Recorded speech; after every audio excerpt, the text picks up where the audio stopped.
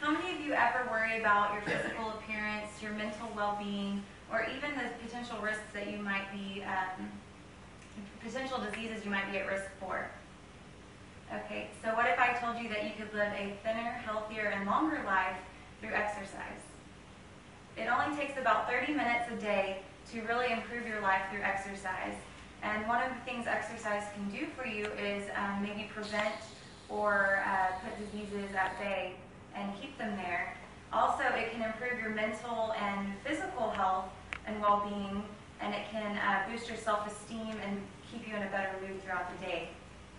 Also, it can help with weight loss, and it can help you tone your body. So I'm going to start with some diseases that we can talk about that exercise really plays a big part in helping. So the first is heart disease, and heart disease is the single most leading cause of death in America today, according to the American Heart Association. And they actually say that 1 hour of walking can actually increase your life expectancy to 2 hours extra. So that's kind of a neat fact. Also, people who don't exercise on a regular basis are twice as more likely to get heart disease.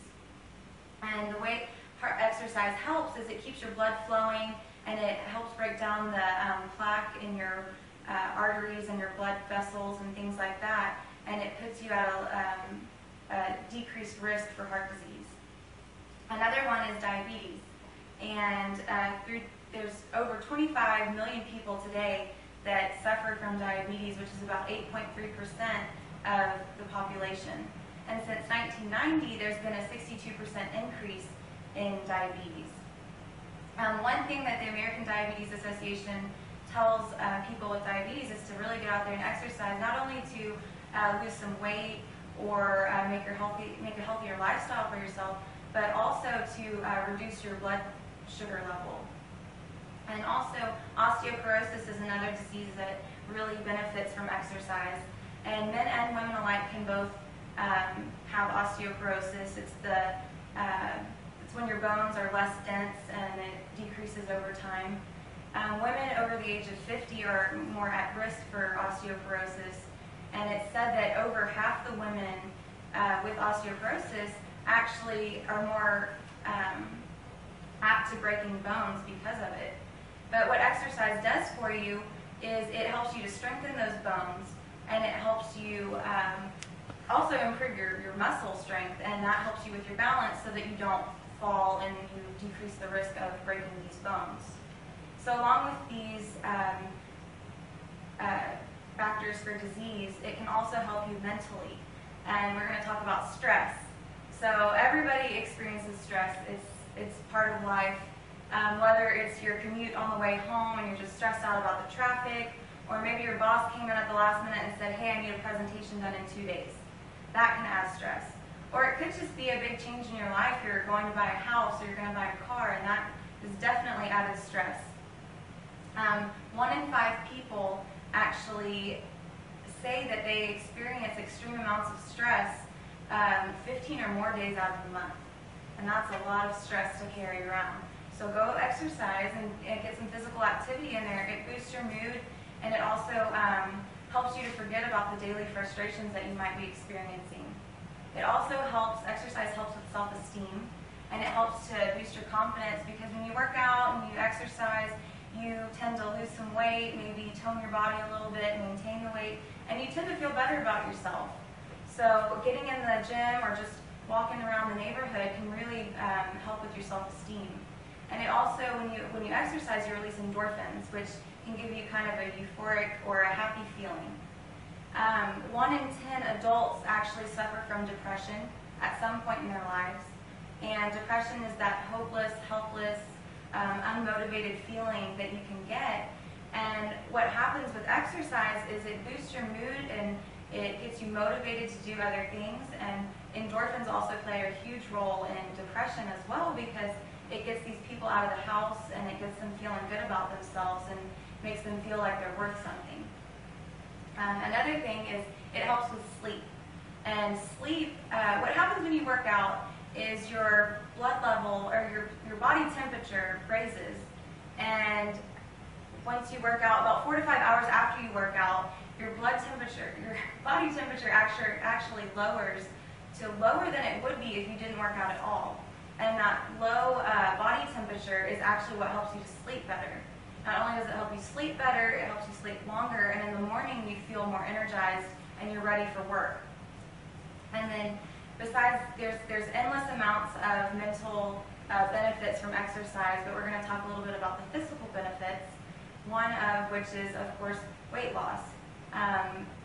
Along with weight loss, you know, exercise plays a big part in weight loss, but so does healthy dieting and things like that.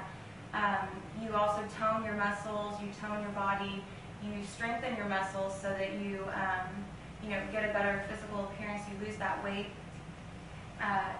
And also, it also improves your posture, believe it or not. And a lot of people, suffer from posture. I know I do myself.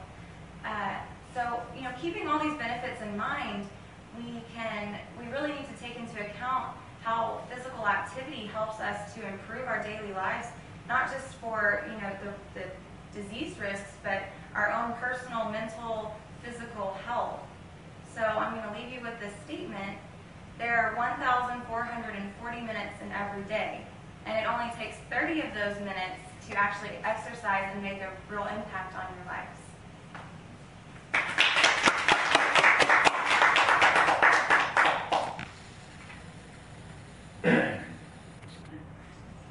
I work long hours, and I don't know how I fit exercise in.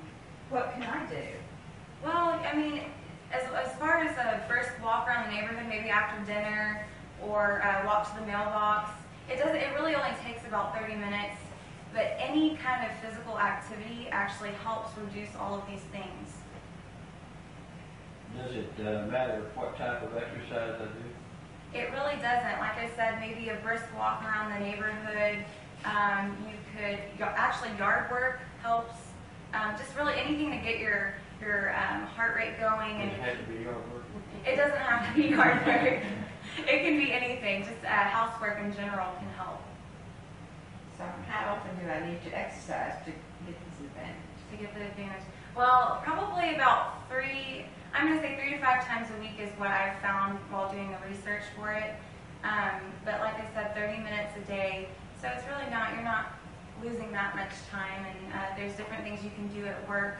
Instead of taking the elevator, maybe take the stairs or park further away in the parking lot so you can walk a longer distance.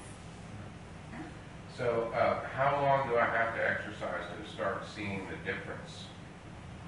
Well, that all depends on what you're trying to accomplish. Some people exercise. It's just good to keep a healthy lifestyle.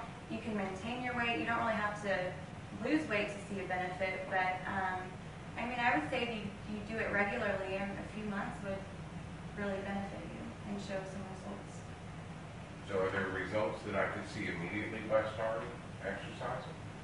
I think you would feel a lot better, especially from healthy eating, and because exercise helps you to be more apt to eat healthier and things like that. Is there any recommendations on maybe you hear about people say that you need to consult a doctor first before you start a regimen?